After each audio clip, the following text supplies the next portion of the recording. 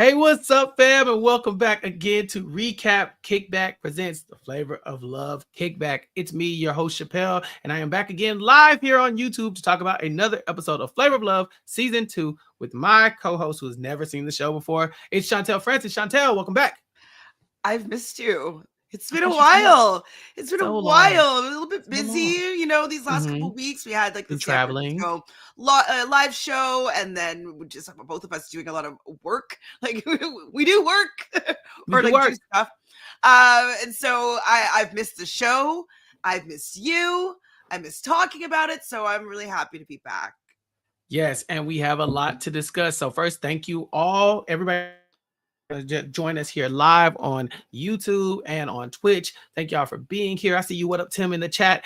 And thank y'all for joining us for these conversations about this ridiculous show that we get aired 20 years ago that we are still talking about to this day, and we are revealing to Chantele one episode at a time. And so if you haven't already, make sure you subscribe to the podcast, recapkickback.com/subscribe or youtube.com/@recapkickback to keep up with all the stuff that we're doing, including our live coverage and live reactions to the Flavor of Love Season 2. Chantele, we had a new episode. We thought about what the title "Boxing Them Out" could mean. We speculated. We said, okay, maybe a boxing ring. Chantele, now that you've heard the title, you've seen the episode. Not quite that kind of boxing. Not that kind of boxing for sure. I definitely thought it was going to be, a ring type thing, some sort of challenge, a date, like, somebody walking around with the, what do they say on it? Round number one, round number two, whatever. Ring girl. So I thought it was going to have that element, that vibe. I could just picture seeing crazy in the corner with like a mouth guard in, like having someone spray water her face, like, you know what I mean, like in her face. I just could see it. Doesn't mean it's not going to happen in another episode, but that's what I was feeling for this episode. Yeah, let's see if that comes up. But Chantele, last episode, we got the big reveal that New York is back in the motherfucking building, and we lost Buck Wild. Pour one out for Becky. But now we have to see how the house moves forward with New York as someone who is now a normal house guest. She is going to be in the house just like everybody else. This journey to win slave love. And we see Delicious kind of talking about it at the beginning. She's like, hey, I know you used to be here and you used to be the HBC, whatever. Like, you got to pull your own weight. You're part of the cast just like everybody else. But New York says her strategy is to get on the girls' good sides so she can pounce later. What do you think about this strategy from New York? It's smart. It's good. You got to make them feel comfortable. You got to make them feel as though that you're friends if you want to be able to stab them in the back or like get one up on them. So it is the right strategy. It's so mean, but it's the right strategy. I have a question though about the history. Just like I want to get my history lesson correct here. So I've always known her to be the HBIC. When did she officially coin that? Because I heard her say it this episode. Had she said it previous episode? Was it from season 1 that she, like, when did it actually happen? We've been talking about this show since season 1, and I don't remember her saying HBIC in season 1. No. But she definitely said it in this episode, and I think it's going to stick from here. So it actually started here, but we always just knew of it for once it starts here, it just goes on and goes on and goes on. Because New York's stance here is that, yeah, I am in the competition, but I'm not the same as y'all. Like, Flav asked me to come back. He was feeling your girl. And so because she came back and Flav has made this special allowance for her to come back halfway through the season, she feels like she's very much in charge. She is the HBIC forever, as Mel says in the chat. And so for her, it just makes sense for her to kind of coin that phrase. And she does it at a time where the girls are not necessarily on her side, because Flav has a flavogram that says that they need to come to a consensus and choose 2 people to put their pictures inside of a box. And those 2 people are the people that they think the most should go home. So they have to put their heads together. Delicious has to moderate, and they have to decide which of the 2 girls are most desirable to go home, or least desired to be with Flav. And we get some interesting conversation here, Chantele. What did you think about these deliberations? Well, I knew from the very beginning that it was going to be Crazy and New York that were going to be the two people that they were going to put into that box. So there was no drama there. I'm also thinking that Flav had an idea that those were going to be the two women that were going to be put into the box as well. And he wants to stir up some trouble. So he's like messy, but then he doesn't want to be messy, but then he's going to be messy, but then he needs to be a little bit more maybe curated with how he wants his women to act or behave. But with your question, okay, you can say what you're gonna say. No, I wasn't saying anything. Oh, I thought you were gonna say something about that. But in terms of the deliberation, I thought that they were ganging up on Crazy. Now was she wearing underwear or not? Do we know the answer to this definitively? Because apparently Crazy can see the outline of her and her butt. Now, does it mean like butthole? Like, can you paint me a picture as to what we think Crazy saw? Crazy definitely lied. She said, I could see you were bent over and I could see your lady parts. Boots has maintained that no, you couldn't because I had on underwear. And then Crazy was like, well, I couldn't see your parts per se, but I could see the outline of your. I was like, all right, Crazy. and to me, that's the reason why these girls hate Crazy so much, because she talks without thinking. And she comes at these women as if they're just supposed to let her get away with the things she's talking to. And these are not pushovers. None of these girls are going to let Crazy talk trash about her without having something to say back. And I think although she does stand her ground, I think that she's picking fights with people who are not to be trifled with. She calls out Boots for bending over in front of Flav's friends. Did she think Boots was just going to take that lightly? Now there was one part though when Crazy was describing what she saw, where Boots dropped character and she like almost laughed. She almost laughed because she's like, do you hear yourself? You mean to tell me you saw the outline of my vagina is what you're trying to tell me. Through my panties and my dress, you saw like underneath and in the outline, like Crazy. I wanted her to laugh so badly. Yeah, it was still a funny deliberation, and I'm happy that Crazy doesn't back down, because as much as she says kind of dumb shit, at least she doesn't allow herself to get walked all over. And I wouldn't enjoy it at all if she just was like getting pummeled. Yeah. Crazy, she thought Boots was the one who should go in the box. She bends over in front of Flav's friends, and he wouldn't like that because she saw all of the outline and all that other stuff. Boots is like, nah, Crazy, you a lying ass, fake ass, dumb ass bitch, and you need to leave the fucking house. Bucky hops in and asks Crazy, why did you bring your demo tape to this competition? Chantele, what do you think about the idea that you're going on a dating show? It's a famous rapper. He does have industry connections, and you are a singer. Should you or should you not bring your demo tape? Well, I think you should bring it, but don't tell anybody that you have it there, because they'll use it against you. You never know when opportunity is going to arise, right? Like, as a person that's worked in the arts, you always need to have something ready in case you're asked. And so, like, for instance, as I told you before we started recording, I'm writing a TV series right now.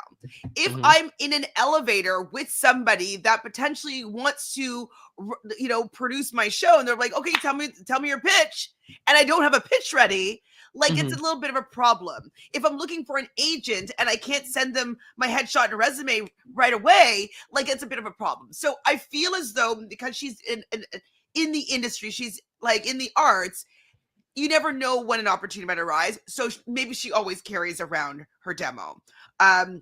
Obviously, it's a love show, so it looks like she's being disingenuous and she's only there for the opportunity.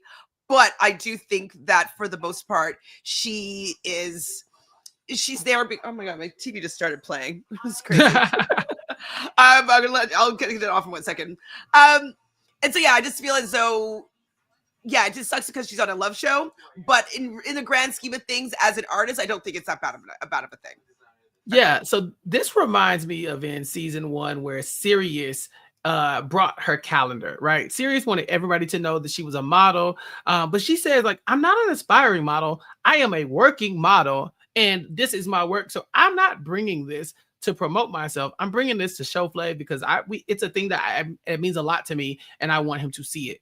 Crazy, on the other hand, is an aspiring singer, and so she's like, by bringing this mixtape, yeah, it'd be nice if he listened to it. I would love for him to listen to it. Crazy maintains that she's just doing it because she enjoys her music and she wants Flav to hear it. But Delicious says no. Crazy is an opportunist, and I can't wait for Flav to finally realize it and put you out of the house. So yeah, as we know, Crazy and Delicious, they've fallen so far apart. Crazy maintains that she's not going to keep discussing the demo with Delicious. She doesn't have to. They're not friends. She's not going to go there. But Delicious reminds her that, no, you are going to discuss this because we're making a vote. And we're all about to vote you into the box. And so, yeah, no surprises there. Crazy is first in the box. She says she feels betrayed again by Delicious because when first they were friends, and then since she found out that Crazy was competition, she switched up. Do you agree? I agree. Flavor Flav agrees. Like everybody agrees here. And it happened pretty quickly on. It was probably like episode 2, maybe, that we noticed. Yeah, that, very fast. Very fast. That it was pretty much done. Maybe Crazy takes a little bit of time to recognize that people aren't on her side, so she might learn the hard way that New York's not on her side. But yeah, Delicious is not feeling her at all. Did you mention when I was gone though, like what you thought about her bringing the mixtape? I mean, like you said, it's a dating show, so it's not exactly wise. Because people will use that against you, and of course, people like Flav should be questioning you at that point. Like, are you doing this to get exposure? But I think that if you tell Flav you are a singer, and he is interested in that kind of thing, if you are a good singer, then you will sing. You don't necessarily have to have a song present for Flav to know if there's talent there or if he would want to hear more. And then at that point, you can wait till after the season, you can get him your mixtape. But having the mixtape at the ready, like, it's kind of like, it does sound like you're a bit of an opportunist, but I don't fault you for being an opportunist. You know what I'm saying? Like, Delicious sounded like seizing the opportunity is a negative thing from her. She's like, you are using this solely for that reason. And then once you realize that you might win, that's when you locked in. And so we kind of look at it a little bit differently, but I definitely think that, like, if you wanted to get your music heard, you could just sing it. That would be even more embarrassing though, no? I mean, if you tell Flav I'm a singer and he's like, oh, what kind of song do you have? You're like, would you like to hear it? But like, I think it's like you singing for Flav and y'all are in the hot tub together. I think that's kind of more like a little tender moment as opposed to you being like, take this back to your room and play it. Wait, so you would prefer to be serenaded? If she sound good. I know. I got serenaded once, and it's so awkward. It's so embarrassing. I think publicly it's definitely embarrassing. I think if you don't ask to hear the music, then it's definitely embarrassing. But if I have a genuine interest in what you do, you know what I'm saying? It's not like when people are like, "Oh, you're a podcaster." Like, what's your podcast? I'm like, I mean, do you want to listen to it? Like, do you want me to send it to you right now? Or do you want to just know about it? And it's like, no, don't send it to me. I'm like, okay, but I'm not going to wait here for you to listen to it, But I'm also not walking around like, I'm a podcaster. I'm a podcaster. I got my podcast link. I got my link ready if you want it. Like, I don't know. To me, it feels a little bit different, but I don't have a huge issue with it. I think Delicious has a huge issue with it. Right. It kind of reminds me, are you watching, and it's not the same, but Dancing with the Stars right now at all? I am. I just helped. I just subbed in for Matt Liguori on the RHAP Dancing with the Stars coverage. This would have been the episode that I would want to have gone on because, like, I think Whitney is an amazing dancer, and I really wanted to see, her do well in this competition. And I hated the fact that it was being used against her, the fact that she had ambition to go on Dancing with the Stars. And because it was offered to her through, hey, if you come on season 3, that means you can go on Dancing with the Stars or potentially whatever. And that was where the opportunity path opened up for her, that it was a negative thing. How on earth is that a negative thing? Being like, hey, the only way you can get on that show, which is something that you want to do, is you have to do season 3. And you'd be like, okay, my hands are tied. I guess I'm coming back to the show because I want to do the other thing.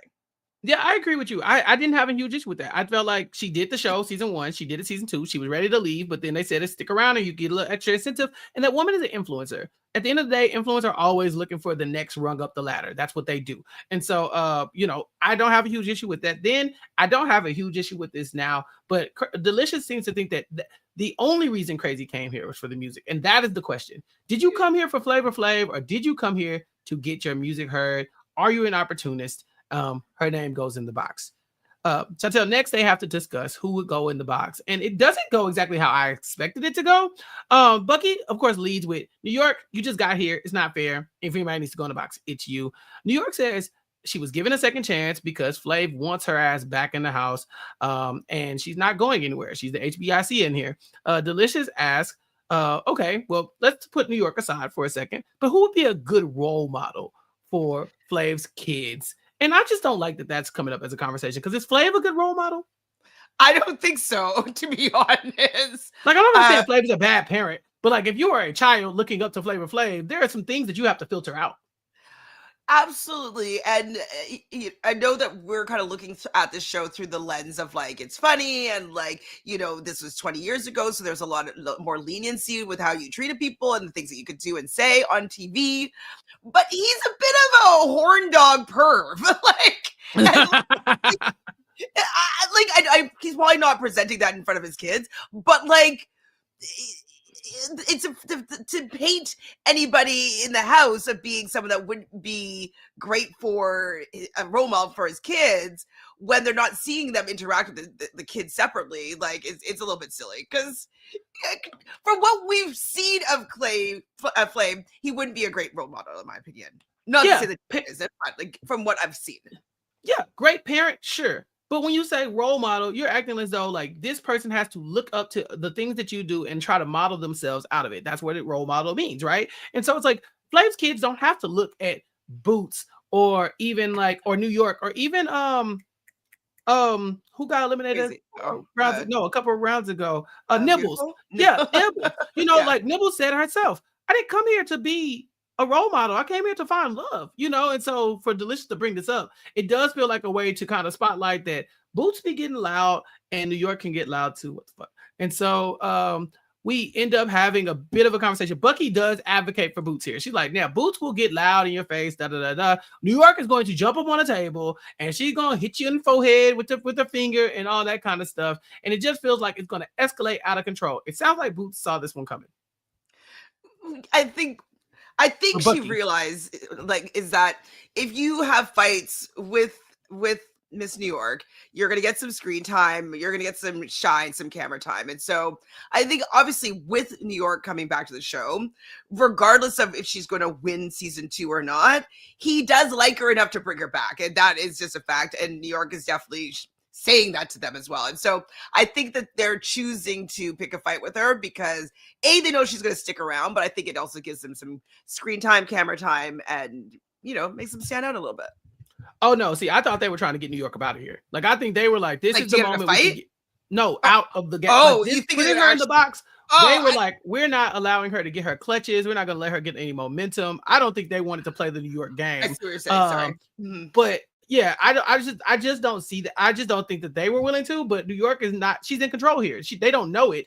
But she's about to take the game into her own hands and there's nothing they can do about it. So you think that they think that this is going to be facts? The people that go in the box are going to be out. Okay. Or at least taken into consideration. Maybe not eliminated like immediately, but at first they think that like there's a good reason, right, to put them in the box. Flav comes downstairs, sees who's in the box, and he is stunned. He's like, oh my God, why the 2 women, he says this out loud, the 2 women he's feeling the most are in the box. And he suspects that there's a little jealousy there amongst the other girls. Do you think the girls made a good enough point for it to not sound like jealousy? Like, if you're Boots, who should, if it's not jealousy, who should you want in the box? Well, it's a competition show, right? So you kind of have to put in your competition, and those 2 women plus Delicious, but I think they're closer to Delicious. Like, you're going to put the people that you're not close to that have a connection with him in the box. So there wasn't really anybody else that they could be putting in. I guess the better question is, who would New York and Crazy like want to be in the box. I guess Well, Boots. Crazy wanted Boots in the box. I don't know who New York Boots in the box. New York agreed that Crazy should go in the box. Let's be very clear. It was unanimous that Crazy should go in the box. New York did not have her back.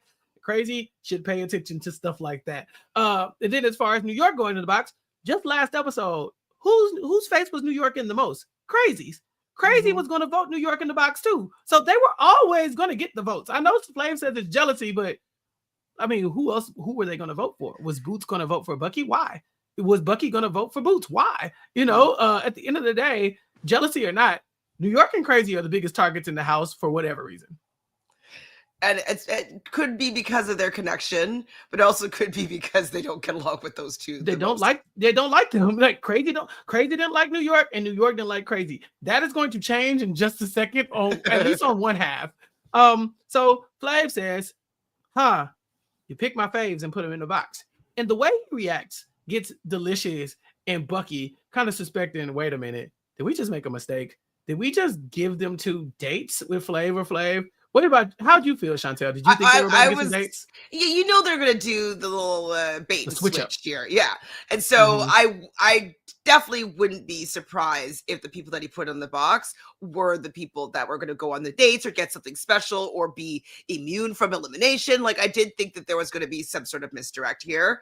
And so I was on their side with that. Like, I thought that you're considering that as well. I'm strategic, right?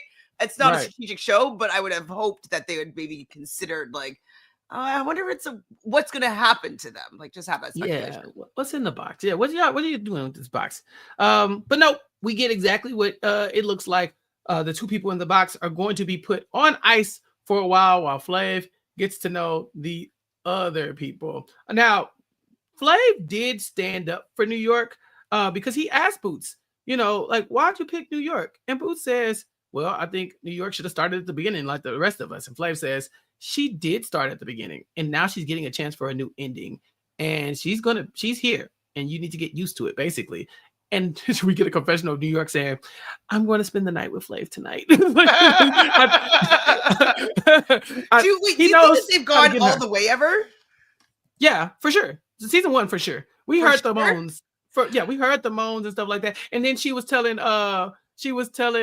Hoops, like, we made love. It was beautiful. We made music. And Hoops was like, ugh. Right. Oh, she was so grossed out. She's like, it is nasty. So it's pretty common knowledge that they've done it before. The question is, like, did they do it this most recent time when she climbed in his bed? Because she was just in his bed last episode. No, I don't think so. No, I don't think so. Right. I don't know, but she sounds like she's ready to go at it again after he stood up for her. I think him sticking up for her is kind of like a bit of a turn on to her. Yeah, it's okay, protecting me. Yeah, exactly. Like, New York, please, you don't need protection. She got it. So turns out he is going to put them on ice. And Bucky can finally get her first date. I didn't even realize that Bucky hadn't really had a one-on-one. She's met with Flav a couple times around the house, but they've never done an official one-on-one date together. So I was kind of excited to see how this would go. What about you? Definitely excited.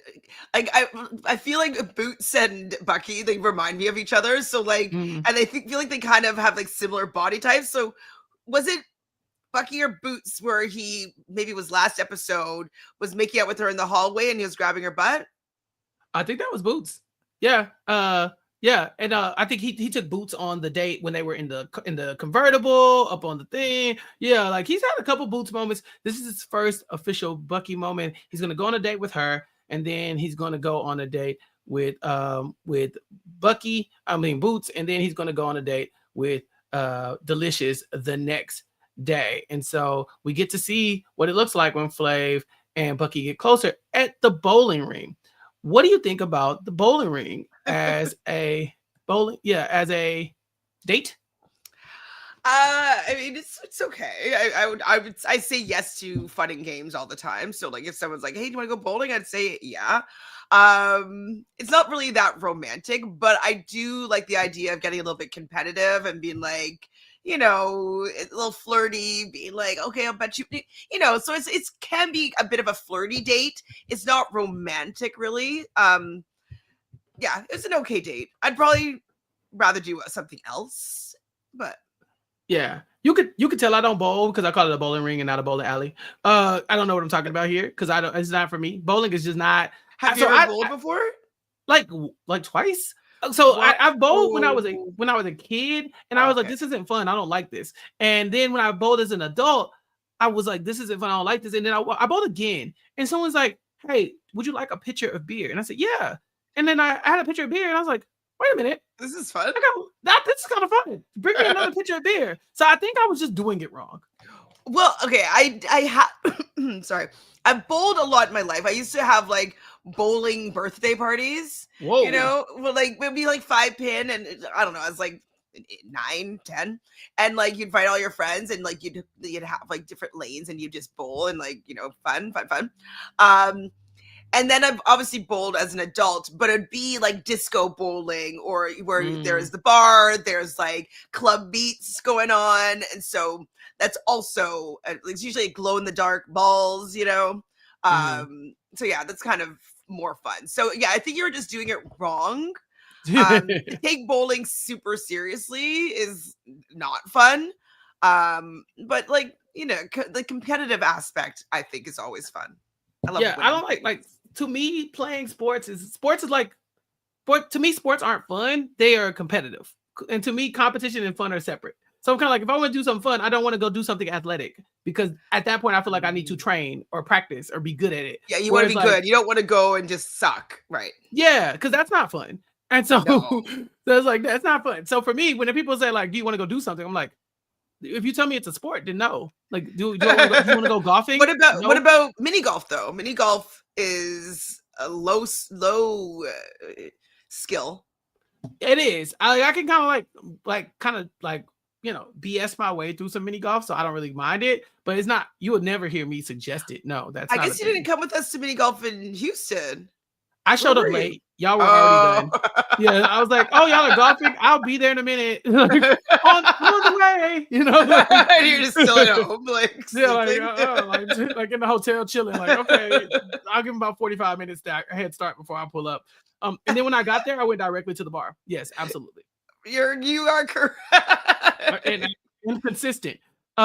Yes, but this date between Flav and Bucky, to me, it goes well. You see them. There's a lot of kissing. He likes her when she grabs her. He grabs her butt. She likes telling him to. Apparently, he kind of likes being demanded to do those things. But it looks like Flav doesn't take bowling seriously at all. He's just there slipping and sliding and rolling around, like, you know. I think that a producer's like, okay, you're gonna have a bowling date. He's like, I am. Okay. Like, I don't think he was involved. Well, when he got there, the man's like, "Oh, your usual lane on the end." I was like, "No usual way!" Lane? That's what he said. He said it. I was just like, "Why do you want us to believe that Flav be bowling?" Maybe he comes in there with like an entourage. Like, that could be kind of fun. Having bottles, like have a couple lanes, and like have like a little moment. That's could be kind of okay. I think what it is maybe Flav can bowl and does bowl, like, you know, like seriously when he wants to, but he's on a date, so he's clowning around. Maybe that's what it is. It's like, you don't want to come, because like Bucky didn't look like she knew exactly what she was doing either. So you don't want to come and just be like a ringer. You kind of want to just like making bowling the background activity to, you know, the actual date. Maybe you need to try 5-pin bowling, because I'm good. You don't have to, because you don't really need to be as good with 5-pin. But we don't have to do this. Like, I went to Top Golf and was eating wings the whole time, and someone was like, "You could just like, you know, you can hit the ball." I was like, I don't have to though. It doesn't bother me that I'm not. It doesn't. Yeah. I mean, you've done escape rooms with me. I'm useless. Like, I just kind of stand in the corner. Really? I mean, now I'm thinking about it, but no, maybe. Well, no, I was in that room with you. Yeah, we were in the same room. You're like, were you there? It's like, I'm like, are you sure you weren't in the other room? Like, no, you're in my room. Nope. Was right there in the corner. We finished it. Thank you. Yeah. No thanks to me. I love an escape room. I love. Pass. So, so what did you think about the date between Bucky and Flav? How'd you think it went? I think it went well. He loves that ass. So, and she was allowing him to grab it. So I think it went well. I think it was a positive date for them.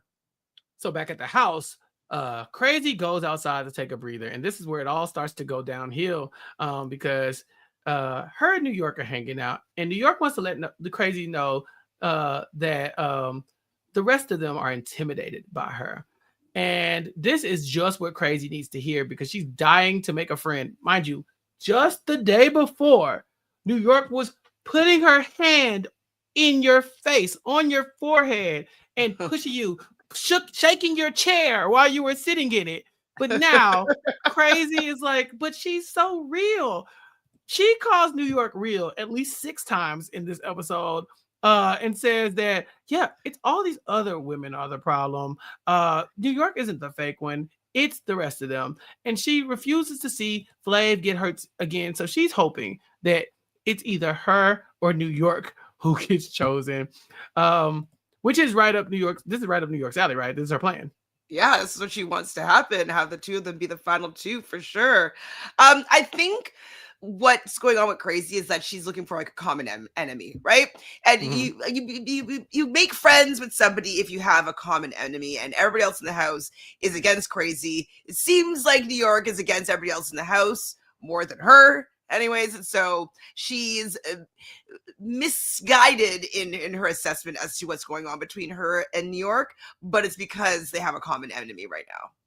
Yeah, New York says she finds it so funny that Crazy thinks that Delicious was her friend and then effed her over, because that's exactly what New York is going to do. If not, she's going to do it twice as hard. New York is in her supervillain era in this episode. Like she was not this bad most of last season, but toward the end, she had kind of caught her stride, right? Where she was like talking all trash about everybody. They're both lesbians, like that was toward the end of last season. But this is like fully formed villain New York, Chantele. It is, and I'm like, New York, like you don't have to do this much, but I'm like, don't have to do this.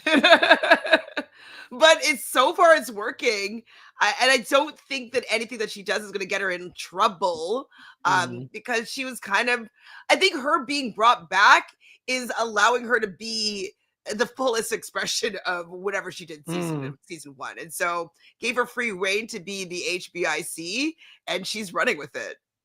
No, I agree with that. I feel like if you got brought back after what you did season 1, you're going to do more of what you did to get brought back. It's like, clearly that's what you like. So let's get into it. The next date is with Boots.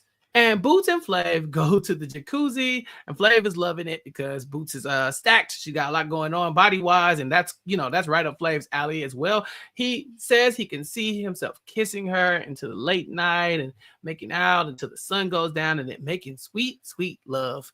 But when asked if she could see herself making love with Flav, she says yes, when I'm married. Chantele, did you gasp? No, it was a fake gas. No, I mean when you were watching the episode, did you gasp? I did not gasp, but Flavor Flav gasped. Oh, and yeah, he was like beside himself. He's like, oh my God, like, what do I do? He's so extra.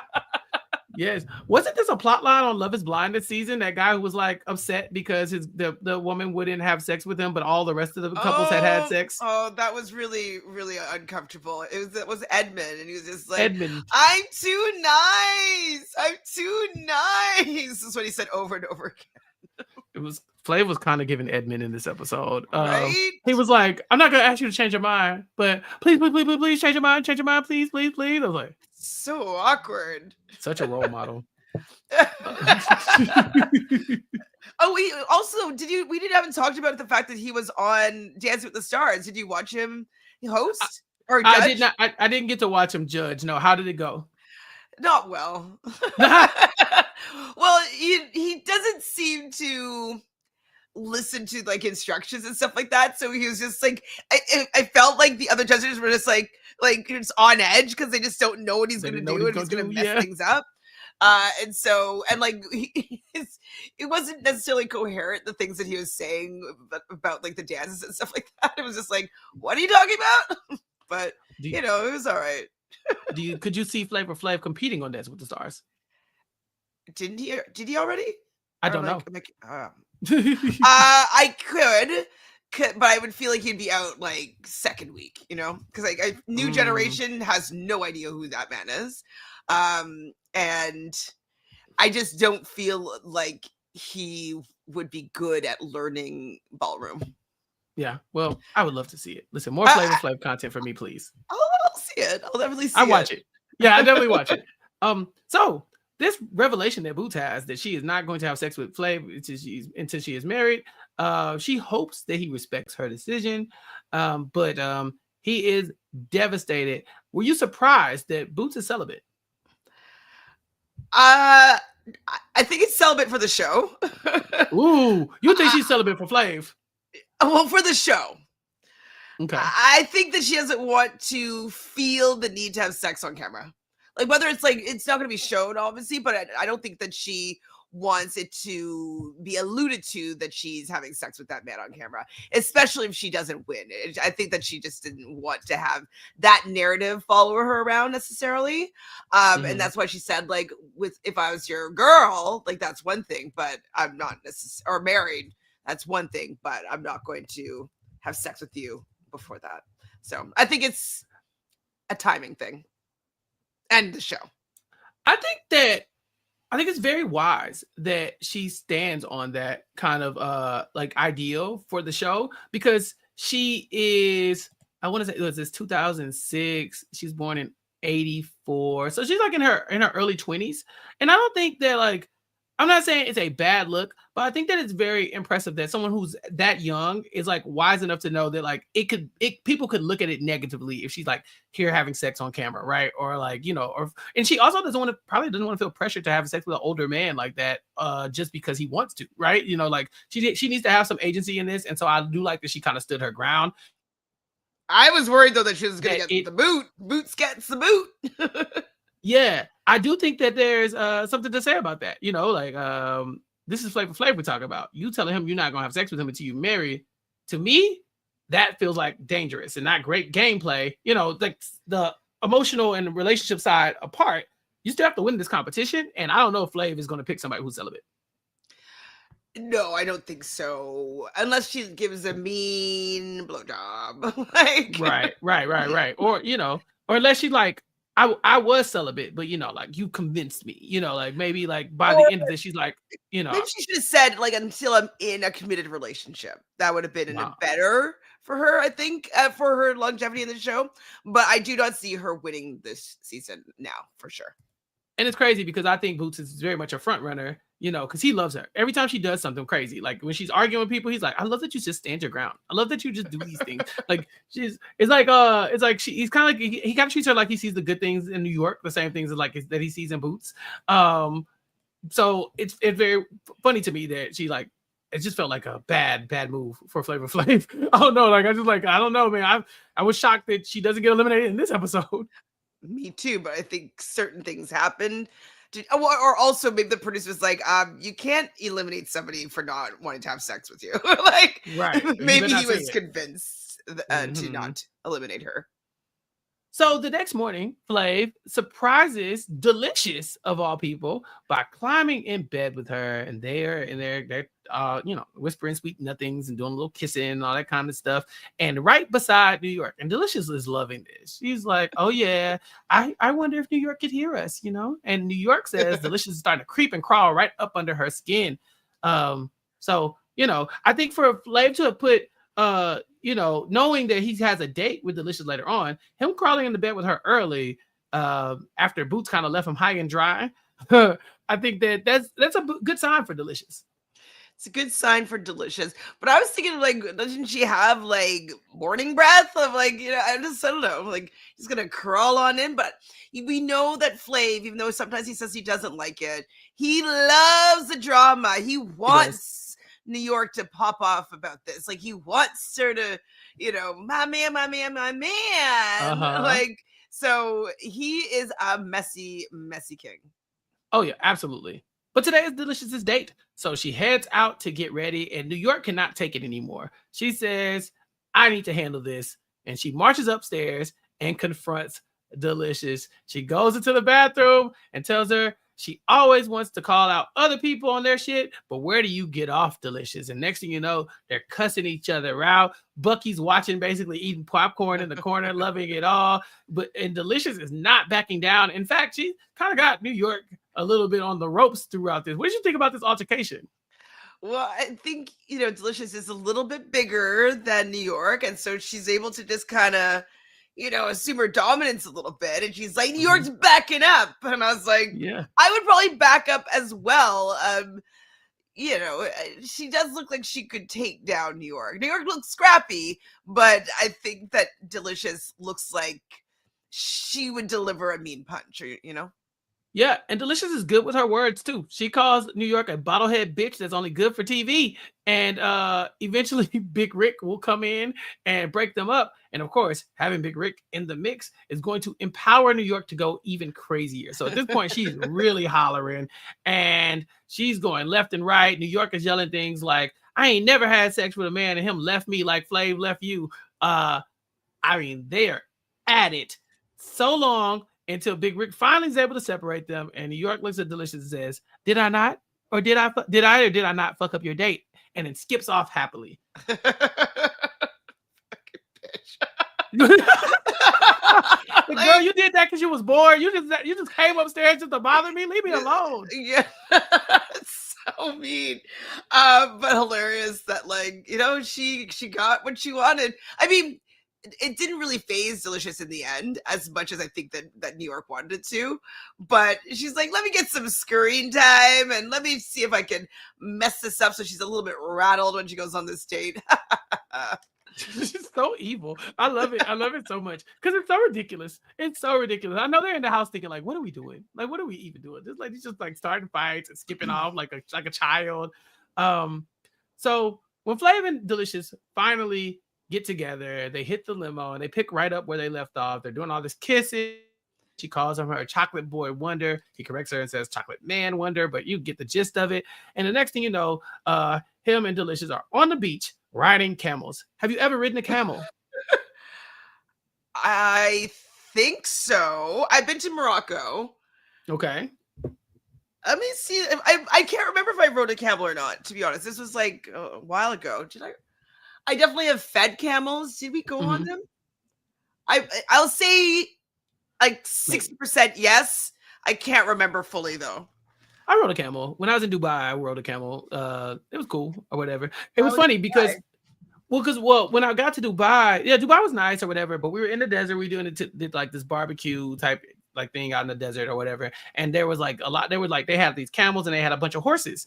And so they were like, oh, you could get in line to ride the camel or the horses or whatever. But the horses line was like 25, 30 people deep. Oh. I'm from Texas. I ride a horse anytime I want. There was no line for the camel. I just went and got on the camel. I was like, y'all don't want to ride the camel. I guess horses are harder to come by than camels are maybe in Dubai. Yeah, and so I was like, this is or great. Maybe people are more scared of the camel and they're more familiar with the horse, so they wanted to do the horse. I don't know, but the camel was a good time. So I really did enjoy myself. I think it sounds like a good date, riding camels and then doing a little like. Especially, she wasn't dressed to be on the beach with like jeans and a boots. I hate sand, and like I just would not want to be on sand in what she was wearing. Mm-hmm. Oh, I hate sand as well. Yeah. So they get to see a belly dancer, and Delicious says, oh, I can see what's happening here. Flav is getting turned on by this other woman, but it doesn't matter to me because he's still coming home with me tonight. And so they clearly have a lot of good chemistry. What's up, Harmony? I see you in the chat, my dear friend. But yes, they have a lot of chemistry, and they have to talk. And they get a little serious in their conversation. They're drinking strawberries and champagne, as Goldie would say, and they start talking about what Flav sees in Delicious and kind of what Delicious sees in Flav. And she says she just wants him to know that and be happy that even if they're not together, he's find somebody who makes him happy, who's real, and she hopes that he can see when people are trying to use him and be an opportunist. So this is Delicious throwing shade on Crazy once again, and Flav even calls it out. He says, all right, you and Delicious were tight together like Batman and Robin. What happened? And this is when Delicious lets him know. She said she didn't want to let him know, Chantele, but she had to. She's had to. No, she wanted to let him know.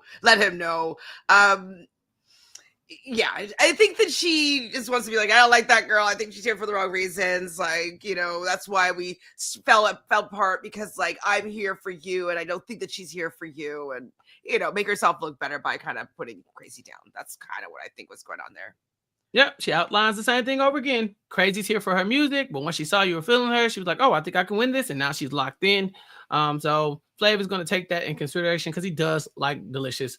New York and Crazy, however, are back at home smoking cigarettes and talking trash about the other girls in the house. I love the smoking cigarettes on TV, especially when it's New York, because she makes it look so much fun. She's like, that's so me. So I mean, like back then when I was that age, like I love ciggies. So Crazy's thing here is that Delicious is a problem, but you know what else is annoying? She has her henchmen. In New York's like, her sidekicks. They're both gassing each other up, talking about how Boots and Bucky are basically Delicious's yes man. Yes, Delicious. Yes, Delicious. Whatever you say, Delicious. I think New York's like, yes, a master. Yes, a boss. And so Bucky overhears this. And when she hears her name mentioned by Crazy, she comes out on the patio and says, "You can say whatever you got to say to my face." And this escalates very quickly. But it's because Crazy doesn't back down, and I do like that about her, that she's not going to disallow anybody to come and like try to. Well, she did push her around, but like push her around verbally. She'll stand up for herself. So, I definitely thought that she could have just been a little more chill about it, but it's a TV show, and that they're going to make everything escalate to 100 when it doesn't really need to go there. But it's the show. It is. And Bucky seems to forget that because she's like, "Nah, whatever you got to say it to my face." There's some back and forth. There's a little nudging. And then, yes. I think that Bucky pushed her first, because what happened from what I saw was, okay, so Bucky will say is here, and then like they're face to face at one point. Crazy's kind of here, and she walks to go towards the balcony, like the railing, and then Bucky just like kind of shrugs her off, but she wasn't even anywhere near her. She kind of like flings her off, and so I do think that Bucky was the one to make the first contact in this altercation that became a little bit physical. Yeah, she flings her off. And then you get Crazy, like, "Don't touch me," kind of pushing Bucky off of her. But that push was enough for Bucky. Bucky says, "Yeah, she gave me a little punk ass push, but it's not my fault. I'm stronger than her." And we see Bucky's push, and she pushes Crazy, and Crazy flies back a little bit to about the rail. And then she's kind of stunned because she doesn't believe that that's happening. They start going back and forth a little bit, and we see Bucky will push her again, kind of down toward the couches or whatever. I'm assuming Crazy had pushed her back after that big push. But yeah, this little altercation has become physical, and New York quickly says, "Well, one of y'all is going to go home for it." And I'm thinking, New York is so diabolical, because this would never have happened if it wasn't for New York just hyping Crazy up the whole day. She's definitely stirring the pot there. She's getting Crazy to be talking about Bucky like out loud, having these conversations, getting her all riled up for this altercation to happen, because she knows that nobody's going to hear their voice and not just like let it go. So yeah, New York definitely stirred the pot. And to even think, like, do you think she gets any help from the producers? Like on The Mole, for instance, they kind of know everything that's going on The Mole, and they talk with the producers as to like what they're gonna do to sabotage or infiltrate like certain missions. Like, do you think that she's kind of in with the producers so that she's kind of getting some like some help with some her sabotage? Yeah, honestly, I really wish I could give them that much credit. I have to blame Crazy for this. Why are you Crazy? This is not smart. I don't want to call her dumb, because New York is going to do that enough for us. She says Crazy has no clue what's going on, and that New York is pulling all the strings here, and that she is delusional to think that New York is someone who would be looking out for her best interests. Crazy walked right over to look, Chantele, last episode, this woman was standing on the table, shaking her chair, all those kind of things. Just last episode, Buck Wild tried to warn y'all that New York was crazy, And now here Crazy is, and I think she's met her crazy match in New York. So now I just think that she has just the easiest mark of all time in Crazy. I just think it's like maybe that's the thing the producers did best, is that they gave New York Crazy to play with. To Like, have as her like sidekick, but yeah, like also just like push her in she front of needed everybody. a scapegoat, and here it is. So when Delicious and Flav get back, immediately Bucky and Boots are telling the tale. She's like, "Hey, she pushed Bucky," and Delicious like, "What? Not on my watch." And I thought it was very interesting because, for two women who claim they're not henchmen, it did kind of get, Then they're running up and getting their like, and their telling big yeah, bad the big boss, like sister, the big sister's here now. Like, that's her. She's the one who did it. yeah, and as they're like, like, Yeah. yeah. But Delicious is not the one who confronts Crazy. It's Boots. Boots like, "Oh, so you was talking about me too, huh?" And she's like, "What did you say about me?" And Crazy, to your point, doesn't back down. She says, "I think you're a hoe."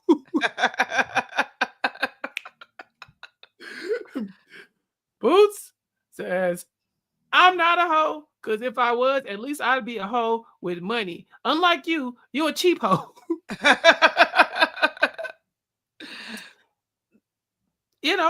Fair. Sure. Is she cheapo? I don't know. I guess like back then, hoe was a big insult. You never want to be a slut or a hoe. Yeah. Whores, as New York likes to Whores. say. Yeah. It was do you watch RuPaul's Drag Race? I've seen like 90%. So I've seen a bunch of clips, but one of the clips I've seen before is I think her name is Shangela being like, "I'm not a sugar baby. I don't have a sugar daddy. If I did have a sugar daddy, I could have a sugar daddy if I wanted a sugar daddy, but I don't have a sugar daddy. But you could never have a sugar daddy." That's how Boots came off. She's like, "If I wanted to be a hoe, I'd be a better hoe than you. But you're a cheap hoe." Like, all right. Exactly. It's like, yeah, I'm not that, but if I was that, I'd be better than you at that. Flav, messy as hell. Like, let's see what's going on. And he doesn't come in and break it up. He comes in and sits basically on New York's lap. Like, he kind of cuddles with New York. Like, while they're watching all this happen, New York's like a pig in slop. She's just like feeling it, just like, yes, I got my man right here. My They man, all my are man. fighting, and there's chaos, and they don't even know it came from little old her. Yeah. Now, if you were in an altercation and the guy that you're basically fighting over comes into the room, like, wouldn't you notice? Like, I would notice and I'd probably stop. Like, it's crazy, Yeah. right? Especially if he goes to go hang out with somebody else. Like, they're arguing as he is going over and kissing in New York. Yeah. Bucky has caught on that that's happening, but Boots and Crazy are too far in it. They're too far in the confrontation to even care. But it doesn't stop there. New York is telling us. Yeah, New York is telling us that these dumb. She says they're dumb. Duh, you stupid ass horse. I have Flav now. He kisses New York. Then he goes and kisses Bucky, and Bucky's kind of looking at Crazy like, nah, nah, nah, nah, nah. And it comes out. It's funny. It really is. But it comes out that Bucky and Crazy got a little physical. Bucky says that obviously New York was using that dumb bitch Crazy to start a fight with somebody to get them kicked out, and that is just what happened here. Because as eliminations are upon us, Bucky says she's not ready to go, but she's concerned. Boots is concerned because she thinks her celibacy might be an issue. But it's Flav who New York turns to get more information. He's like, all right, New York, I trust you to be honest with me. Red flag. I trust you, New York, to be honest with me. Tell me what happened.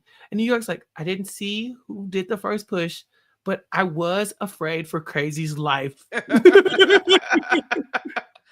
I mean, yeah, flipped over the balcony. That would be kind of scary. Could she have really flipped over the balcony? Did she push her that hard the first time? Not as hard as New York is. God, that's scared for her life. I'm scared for her life. Oh my god. Be for real. She definitely didn't push her that hard, but she didn't fully lie. Like, she didn't want to say who did the first push, because I guess she probably didn't actually know. But she had her agenda. she wants to keep Crazy around because Crazy is like a nice little like, bullet that she can target to people, and she wants everybody else out. So yeah, she says right before elimination that she's not nervous at all. She thinks Delicious is a fake ass bitch. Crazy will tell Flav whatever he wants to hear, and Bucky, she needs to leave too. So they're all kind of pointing the finger at each other. But Boots and Delicious hope it's Crazy. Crazy says Delicious is fake and everything she does is an act, and she hopes Delicious is gone. But New York is the one who gets the first clock. Were you surprised at this, Chantele? not at all. Not even a little bit. Not even a little bit. I was like, okay, New York's first, Delicious second. I wasn't sure what he was going to do. I wasn't sure what was going to take precedence, with a fight or being a virgin. So that's where the drama was for me. Yeah, she knew she wasn't going anywhere. She said, he didn't bring me back to just eliminate me the next day. Don't be crazy. We haven't even had a date together. So that's not happening. Clock 2 does go to Delicious. She says that New York, I'm sorry, she's happy to get her clock. And New York says, that mustache that Delicious is rocking is definitely thicker than Flav's, and I don't like it. Her mustache and her shit-stained eye has to go. I really wonder who she's friends with after this season. Absolutely nobody. Nobody. Maybe she never met Toasty. Maybe her and Toasty are cool. Boots is up next. Crazy says Boots is always touching her toes and showing her coochie, but Flav tells Boots he loves that she stands her ground and she gets the third clock. So it comes down to Bucky and Crazy, and Flav knows about the fight. Ultimately, he has to eliminate Bucky because he thinks that she was the aggressor in the fight, and New York says rightfully so, because she was right there, and Bucky did almost kill Crazy. She saw it. She was right there. I mean, facts are facts. Of course he's going to believe New York. She's so trustworthy and honest and never calculated. And she never makes mistakes. That's why she never apologizes. So, there's that. Crazy is very happy that one of Delicious' entourage is gone, and now it's Boots and Delicious versus Crazy and New York. The girl is so... I just don't want to call her dumb, Chantele, but what? Why do you think that? Well, it's a common enemy, right? It is. That's where the line is drawn at this point, because Delicious and Boots, they don't care for New York or Crazy, so yeah, it makes sense. But New York's not on her side. No, not by. But they have a common enemy. New York says Crazy is not smart. She's totally clueless, and it's almost pathetic. She almost feels bad for playing her, but she doesn't. I almost feel bad for playing her, but I don't. I'm just gonna use her because she's so fucking dumb. She's so stupid. And New York says her next victim is Delicious, and then her final victim is Boots. So she's calling her shot. Do you think the boot order is Delicious, and then Crazy, then Boots? I mean, I don't know what New York might have up her sleeve to allow that to actually happen, so I will never count her out. But I think that Boots would be going before Delicious in a normal world. In New York's world, I don't know, but in the normal world, I think that Boots would go before Delicious. All right, and so here we lose Bucky, Shay, Johnson, and we are down to our final 4. We have Boots, Delicious, Crazy, and the HBIC New York. And so, Chantele, we've talked about this a little bit. We've made like predictions. You gotta rank them. Who's most likely to be here at the end? Who are most likely to go home next episode? Boots. Okay, and if not Boots, who? Or is it just Boots? Delicious. Okay. So you're still predicting the final 2 is Crazy in New York. Is that correct? Well, because that's originally what I thought was going to be happening, right? And then if this is what New York wants to happen and seemingly Crazy also wants to happen, I feel like the odds are in favor of that happening. How do you think New York does in the final 2 with Crazy? I mean, I feel like might be a 2-time loser in the end. You think Flav would still pick Crazy? He looks like his ex-wife or like ex-mother or baby mama. Baby mama. Baby mama. But he brought New York back twice. They at least look like they have chemistry. I don't know. I think it's been a minute since I've seen Let me Crazy see and after Flav they have together. a date. Yeah, it's been a minute since I've seen Crazy and Flav together, and so I think I have a hard time envisioning it. Well, they were in the hot tub naked. Yeah, but it's been a minute. Well, it's also been a minute since we've really seen him in New York as well. That's true. That's true. I was trying to find. So I did take these pictures of camels. Okay, you saw a camel for sure. So I definitely saw camels. Yes. Did you ride? Did you ride a camel? I don't see a picture of me riding a camel, but I was in the desert. You know, I had to like I had my scarf. Yes. On. See, now I feel like I need to find mine, but I can't. It would take me forever. So we were shooting a commercial actually in Morocco. And so we had all these excursions that were planned for us to do. So I would imagine these are the people in the commercial with me. This is at dinner. We went for dinner. Mm-hmm. Okay. Let's see if there's another camel. Okay. We definitely fed camels. I don't remember if we fed the camels. Okay. Sounds good. Yeah, I don't remember. It's okay. Put it on your to-do list. Look, you do a lot of cool things. Okay, Chantele. this is the other girl. So, yeah. You know what I mean? So like it looks like you could have. Maybe they didn't send you the picture. Yeah. Well, it was like kind of a while ago. It was before like cameras were like as like on your phone and all that stuff. It was like this was from a digital camera. Ooh, the olden days. Yeah, olden days. Well, it's not even that old, but like 2011. Yeah. Oof. Lifetime ago. Chantele. So long ago. Sorry. That's our episode. We will be back next week to talk about season 2, episode 8, as we are down to our final 4. Chantele in predicting that our final 3 will be Crazy, Delicious, and New York, and our final 2 being Crazy in New York, with Crazy being the victor. We will be back to explore that. But Chantele, until then, what you got going on in your world? Well, I'm going to be filming with Mr. Michael Horn on his Let's Chat Reality pod about this week's episode of Survivor. And then obviously I'm still trekking along episode 17 of The Challenge on my podcast or, YouTube channel, Reality Realness with 3 S's. Other than that, am I doing anything else right now? I don't think so. All right. Okay. Let's come back same time next week. All right. And and in the meantime, you can catch me doing all the Recap Kickback coverage here. Obviously talking to Chantele, but also talking to Gia about Abbott Elementary every other week. That podcast should be up. Mari and I are still talking about Interview with the Vampire. We just talked about the finale of season 1, and so that should be up on our YouTube page as well. And then over on RHAP, I have the Nothing But Netflix podcast where we talked about Squid Game, and I'm guesting on the Black Girls Talk TV podcast to talk about Survivor. With those 2, and so check that out too. I'll make sure to tweet out that link and put it on our YouTube page so you can get to it.